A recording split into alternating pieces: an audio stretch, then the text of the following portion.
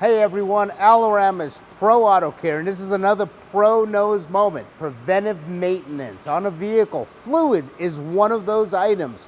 We see cars come in so many times, people don't service their fluid. I've got Master Technician Alex Morales with me. Alex, you see cars come in, you see the condition of the fluids, you make the recommendation. Why do you recommend people to change their fluid and do it as a regular preventive maintenance?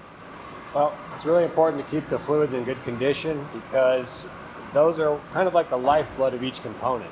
Engine oil, if you don't maintain it, you could have excessive internal engine wear. It could lead to oil leaks, all costly repairs. Sure. So do you see cars come in that haven't had fluid change where components failed prematurely? Absolutely. Yeah, you probably see them differentials? That could happen on differentials, transmissions, engines. It can pretty much happen on any component that has a fluid in it. Right. So vehicles have coolant. People sometimes drive, they don't even know when the last time they changed the coolant. Is that something they need to service? Absolutely. Coolant becomes corrosive, starts eating away at rubber, hoses, seals. You just end up with problems that you didn't need to have. Right.